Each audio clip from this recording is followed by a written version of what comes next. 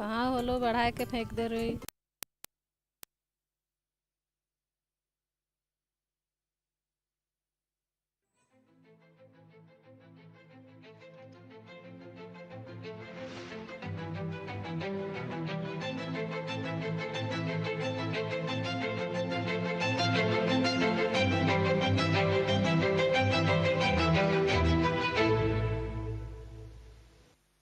मेरे प्यारे देशवासियों, मन की बात में आप सभी से जुड़ना, आप सभी से सीखना, देश के लोगों की उपलब्धियों के बारे में जानना वाकई मुझे बहुत सुखद अनुभव देता है।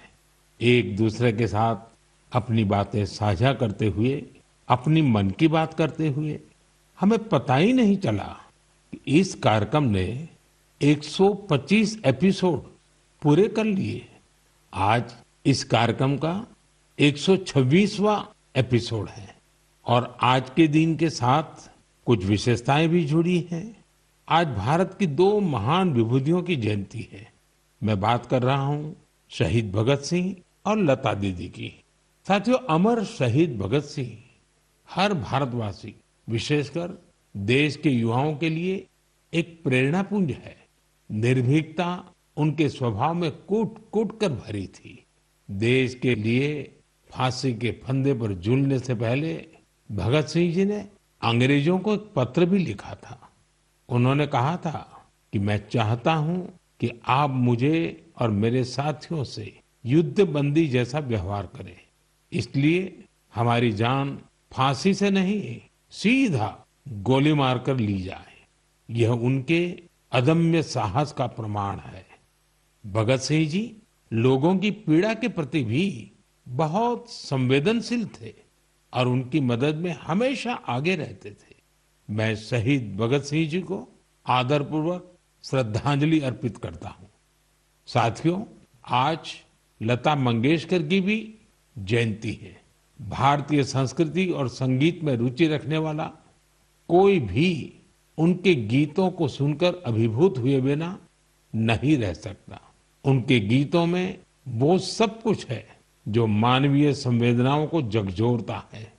उन्होंने देशभक्ति के जो गीत गाए, उन गीतों ने लोगों को बहुत प्रेरित किया।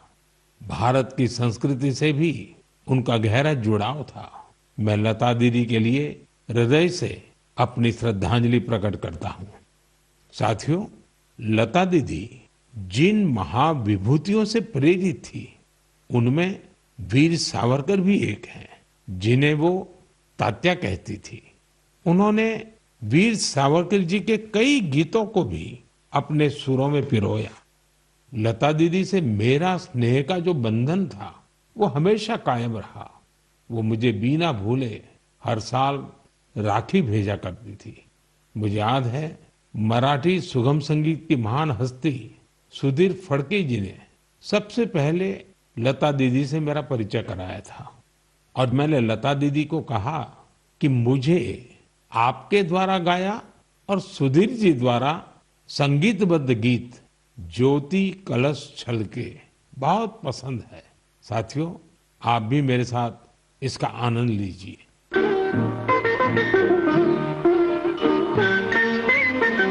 ज्योति कलश छलके, ज्योति कलश छलके, ज्योति कलश छलके, ज्योति कलश छलके।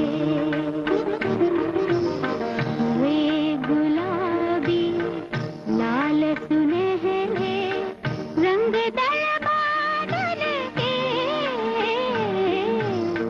ज्योति कलश छलके। मेरे प्यारे देशवासियों, नवरात्रि के इस समय में हम शक्ति की उपासना करते हैं। हम नारी शक्ति का उत्सव मनाते हैं। बिजनेस से लेकर स्पोर्ट्स तक और एजुकेशन से लेकर साइंस तक, आप किसी भी क्षेत्र को लीजिए, देश की बेटियां हर जगह अपना परचम लहरा रही हैं। आज वे ऐसी चुनौतियों के भी पार कर रही हैं जिनकी कल्पना तक मुश्किल है। अगर मैं आपसे ये सवाल करूं, क्या आप समंदर में लगातार 8 महीने रह सकते हैं? क्या आप समंदर में पतवार वाली नाव यानी हवा के वेग से आगे बढ़ने वाली नाव से 50,000 किलोमीटर की यात्रा कर सकते हैं? और वो भी तब जब समंदर में मौसम कभी भी बिगड़ जाता है। ऐसा करने से पहले आप 1000 बार सोचेंगे, लेकिन भारतीय नौसेना की 2 बहादुर ऑफिसर्स ने नाविका सागर परिक्रमा के दौरान ऐसा कर दिखाया है। उन्होंने दिखाया है कि साहस और दृढ़ संकल्प होता क्या है। आज मैं मन की बात के श्रोताओं को इन 2 जाबाज ऑफिसर से मिलवाना चाहता हूं। एक है लेफ्टिनेंट कमांडर दिलना और दूसरी है लेफ्टिनेंट कमांडर रूपा। ये दोनों ऑफिसर्स हमारे साथ फोन लाइन पर जुड़ी हुई हैं। हेलो। Hello sir. नमस्कार जी। नमस्कार सर। तो मेरे साथ लेफ्टिनेंट कमांडर दिलना और लेफ्टिनेंट कमांडर रूपा दोनों हैं आप साथ में? जी सर, दोनों में।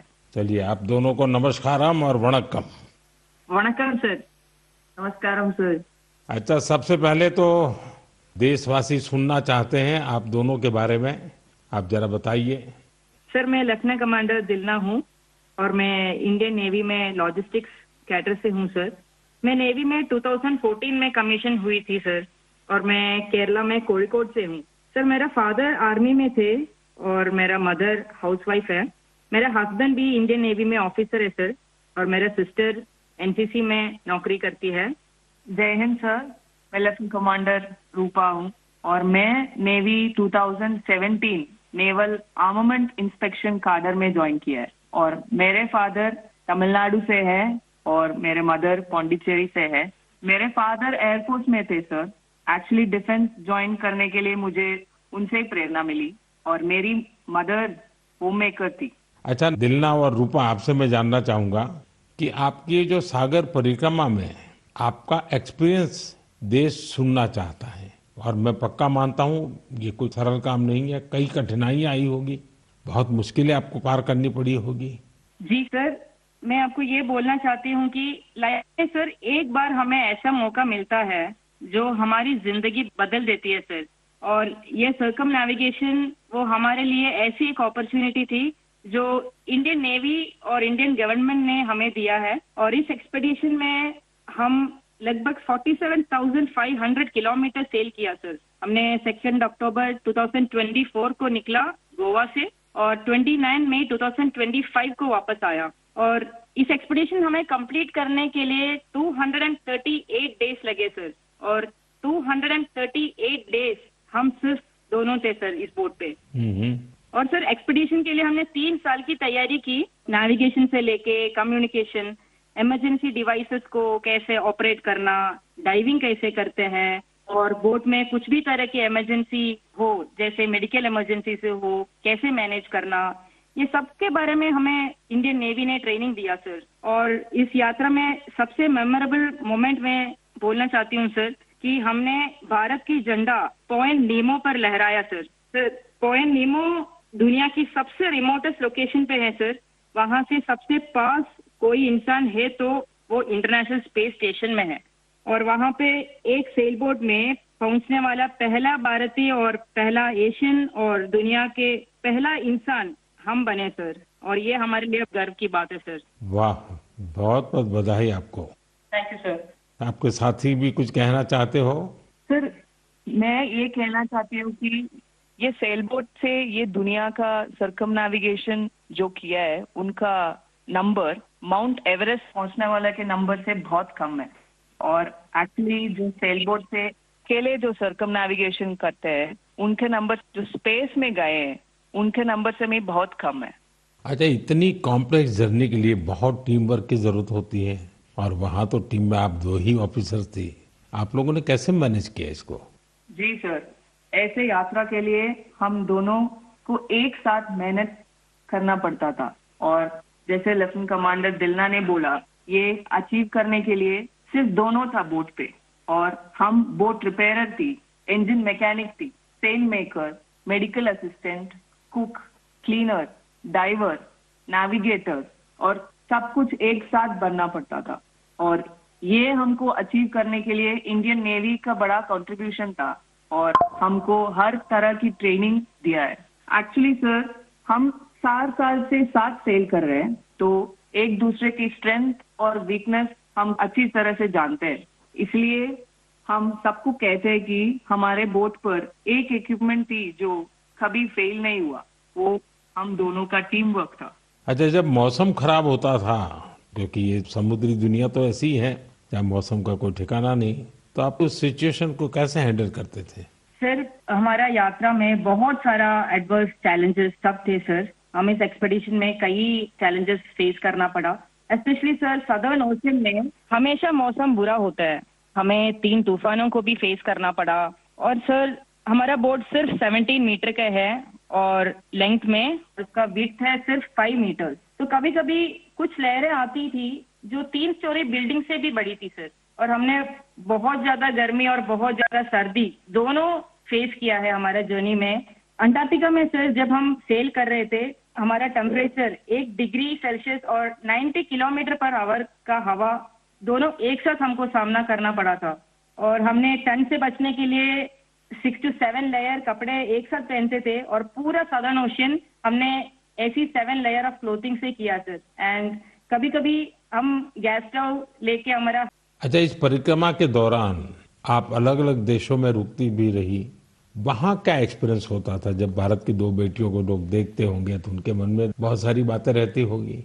जी सर, हमको बहुत अच्छा एक्सपीरियंस मिला सर। हमने 8 महीनों में 4 जगह पे रुकी थी sir. Australia, New Zealand, port Stanley और साउथ अफ्रीका सर। हर जगह पे एवरेज कितना समय रुकना होता था? सर, हमने 14 डेज स्टे किया सर, एक जगह पे। एक जगह पे 14 डेज? Correct sir. और सर, हमने दुनिया के हर कोने में भारतीय को देखे सर। वो भी बहुत एक्टिव और बहुत कॉन्फिडेंस के साथ भारत का नाम रोशन कर रहे हैं। और हमको ऐसे लगा कि हमारा जो सक्सेस है सर, वो अपना भी सक्सेस समझते थे। एंड हर जगह पे हमें अलग अलग एक्सपीरियंस मिला। जैसे ऑस्ट्रेलिया में वेस्टर्न ऑस्ट्रेलियन पार्लियामेंट के स्पीकर ने हमें बुलाया, वो हमें बहुत मोटिवेट किया सर। और हमेशा ये ऐसे सब चीज होता है सर, हमें बहुत गर्व होता था। और जब न्यूजीलैंड में गए तब माओरी लोगों ने हमें स्वागत किया और हमारा भारतीय कल्चर के लिए बहुत रेस्पेक्ट दिखाया सर। एंड एक इम्पोर्टेंट चीज है सर, पोर्ट स्टैनली एक रिमोट आइलैंड है सर, वो साउथ अमेरिका के पास है। वहाँ पे टोटल पॉपुलेशन सिर्फ 3500 है सर। लेकिन वहाँ हमने एक मिनी इंडिया देखा एंड वहाँ पे 45 इंडियंस थे। उन्होंने हमें अपना समझा और हमें घर जैसा महसूस कराया सर। अच्छा, देश की उन बेटियों के लिए आप दोनों क्या मैसेज देना चाहेगी जो आपकी तरह ही कुछ अलग करना चाहती हैं? सर, मैं लेफ्टिनेंट कमांडर रूपा बोल रही हूँ अभी। मैं आपके माध्यम से मैं सबको ये कहना चाहती हूँ कि अगर कोई भी अपने दिल लगा के मेहनत किया तो इस दुनिया में कुछ भी इम्पॉसिबल नहीं है। आप कहाँ से हो, कहाँ पैदा हुआ है, वो कुछ मैटर नहीं करता। सर, ये हम दोनों का इच्छा है कि भारत की युवा और महिलाएं बड़े बड़े सपना देखें और फ्यूचर में और गर्ल्स और वुमेन डिफेंस में, स्पोर्ट्स में, एडवेंचर में शामिल होकर देश का नाम रोशन करें।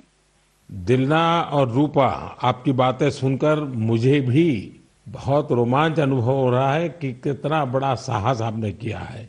आप दोनों को मेरी तरफ से बहुत बहुत धन्यवाद। निश्चित तौर पर आपकी मेहनत, आपकी सफलता, आपकी अचीवमेंट देश के युवकों को, देश की युवतियों को बहुत प्रेरित करेगी। ऐसे ही तिरंगा लहराते रहिए। भविष्य के प्रयासों के लिए आपको मेरी ढेरों शुभकामनाएं। Thank you sir. बहुत बहुत धन्यवाद। वणक्कम, नमस्कारम। नमस्कार सर। साथियों, हमारे पर्व त्योहार भारत की संस्कृति को जीवंत बनाए रखते हैं। छठ पूजा ऐसा एक पावन पर्व है जो दिवाली के बाद आता है। सूर्य देव को समर्पित यह महापर्व बहुत ही विशेष है। इसमें हम डूबते सूर्य को भी अर्घ्य देते हैं, उनकी आराधना करते हैं। छठ न सिर्फ देश के अलग अलग हिस्सों में मनाई जाती है, बल्कि दुनिया भर में इसकी छटा देखने को मिलती है। आज यह एक ग्लोबल फेस्टिवल बन रहा है। साथियों, मुझे आपको ये बताते हुए बहुत खुशी है कि भारत सरकार भी छठ पूजा को लेकर एक बड़े प्रयास में जुटी है। भारत सरकार छठ महापर्व को यूनेस्को की इंटेंजिबल कल्चरल हेरिटेज लिस्ट यानी यूनेस्को की सांस्कृतिक धरोहर की सूची में शामिल कराने का प्रयास कर रही है। छठ पूजा जब यूनेस्को की सूची में शामिल होगी तो दुनिया के कोने-कोने में लोग इसकी भव्यता और दिव्यता का अनुभव कर पाएंगे। साथियों, कुछ समय पहले भारत सरकार के ऐसे ही प्रयासों से कोलकाता की दुर्गा पूजा भी यूनेस्को की इस लिस्ट का हिस्सा बनी है। हम अपने सांस्कृतिक आयोजनों को ऐसे ही वैश्विक पहचान दिलाएंगे तो दुनिया भी उनके बारे में जानेगी, समझेगी, उनमें शामिल होने के लिए आगे आएगी। साथियों, 2 अक्टूबर को गांधी जयंती है।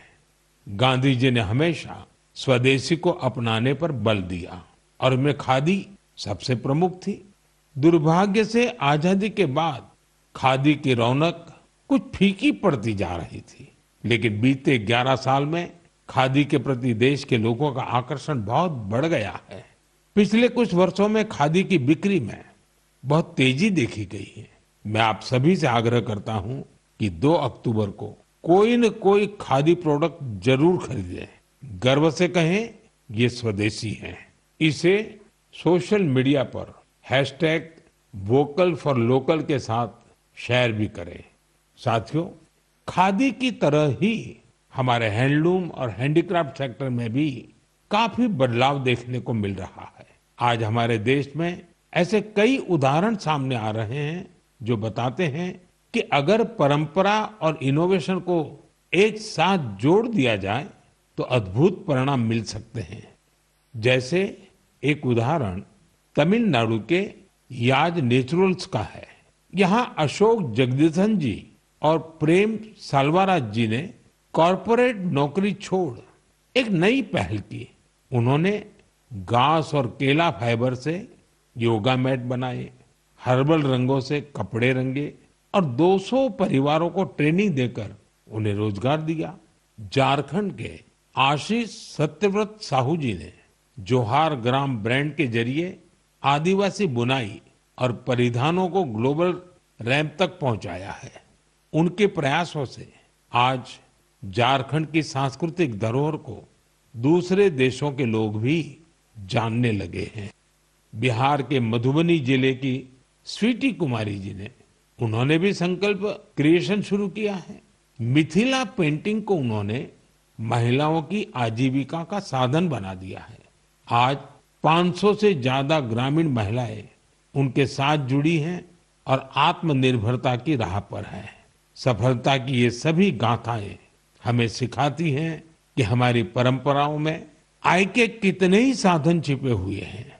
अगर इरादा पक्का हो तो सफलता हमसे दूर नहीं जा सकती।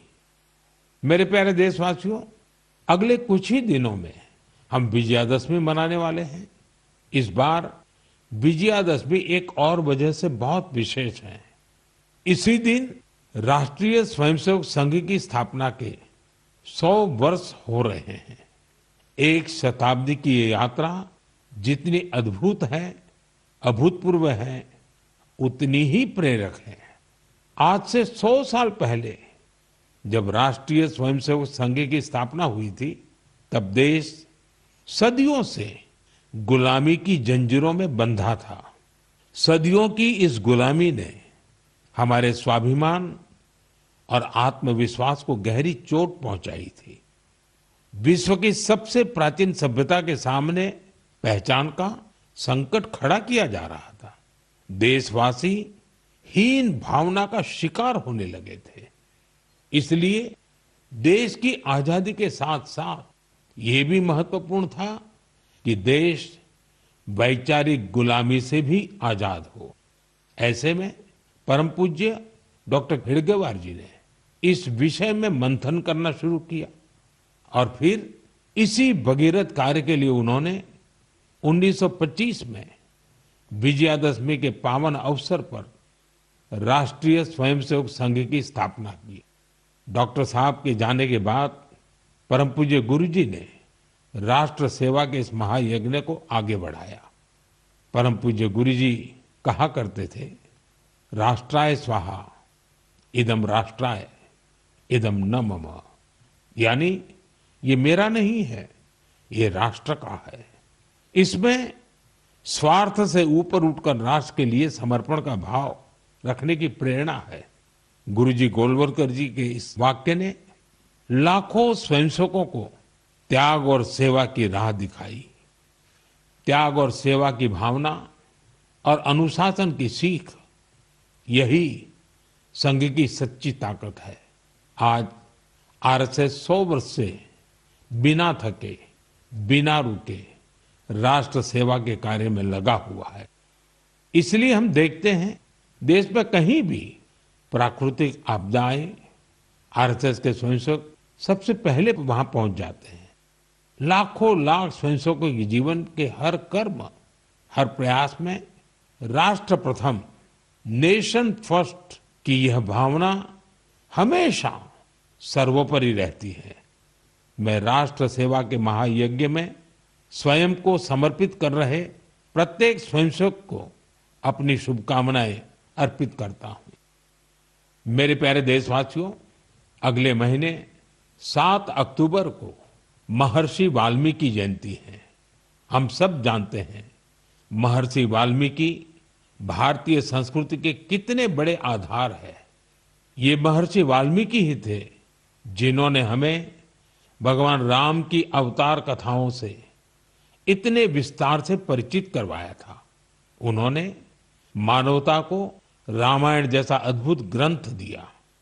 साथियों, रामायण का ये प्रभाव उसमें समाहित भगवान राम के आदर्शों और मूल्यों के कारण है। भगवान राम ने सेवा, समरसता और करुणा से सबको गले लगाया था। इसलिए हम देखते हैं महर्षि वाल्मीकि के रामायण के राम माता शबरी और निषाद राज के साथ ही पूर्ण होते हैं। इसलिए साथियों, अयोध्या में जब राम मंदिर का निर्माण हुआ तो साथ में निषाद राज और महर्षि वाल्मीकि का भी मंदिर बनाया गया है। मेरा आपसे आग्रह है, आप भी जब अयोध्या में रामलला के दर्शन करने जाएं तो महर्षि वाल्मीकि और निषाद राज मंदिर के दर्शन जरूर करें।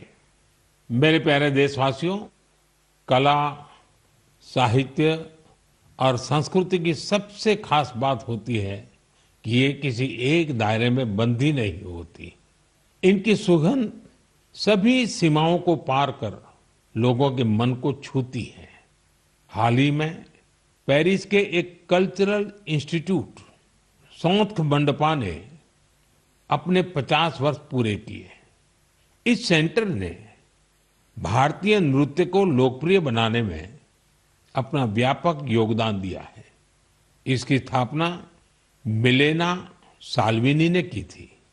उन्हें कुछ वर्ष पहले पद्मश्री से सम्मानित किया गया था। मैं सौंथ मंडपा से जुड़े सभी लोगों को बहुत बधाई देता हूं और भविष्य के प्रयासों के लिए उन्हें शुभकामनाएं देता हूं। साथियों, अब मैं आपको 2 छोटी ऑडियो क्लिप सुना रहा हूं। इन पर ध्यान दीजिएगा। दयालु सित किन सितना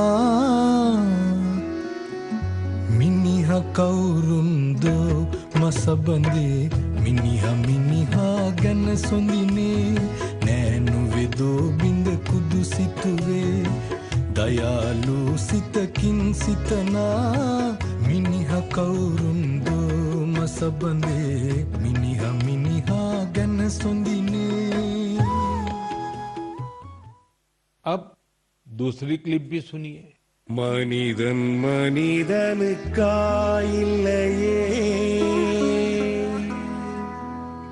மற்றதுதான் இங்கு கவலைப்படும்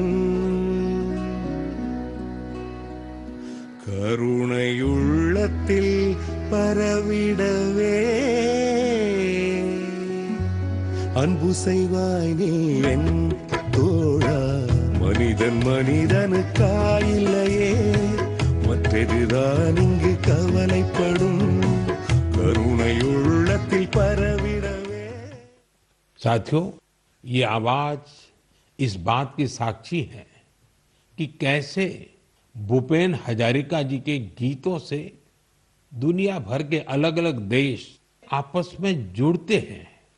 दरअसल श्रीलंका में एक बेहद ही सराहनीय प्रयास हुआ है। इसमें भूपेन दा जी के प्रतिष्ठित गीत मनुहे मनुहार बाबे, इसका श्रीलंकाई कलाकारों ने सिंहली और तमिल में अनुवाद किया है। मैंने आपको इन्हीं का ऑडियो सुनाया है। कुछ दिनों पहले मुझे असम में उनके जन्म शताब्दी समारोह में शामिल होने का सौभाग्य मिला था। यह वास्तव में एक बहुत ही यादगार कार्यक्रम रहा। साथियों, असम आज जहां भूपेन हजारिका जी की जन्म शताब्दी मना रहा है, वहीं कुछ दिनों पहले एक दुखद समय भी आया है। जुबिन गर्ग जी के असामयिक निधन से लोग शोक में हैं। जुबिन गर्ग एक मशहूर गायक थे, जिन्होंने देश भर में अपनी पहचान बनाई। असम की संस्कृति से उनका बहुत गहरा लगाव था। जुबिन गर्ग हमारी यादों में हमेशा बने रहेंगे और उनका संगीत आने वाली पीढ़ियों को मंत्र मुग्ध करता रहेगा। जुबिन गार्ग आसिल अहोमोर हमोस कृतिर उज्ज्वल रत्नो जनोतार हृदय तेयो हृदय जियाय थाकिबो। साथियों, कुछ दिन पहले हमारे देश ने एक महान विचारक और चिंतक S.L. भैरप्पा जी को भी खो दिया है।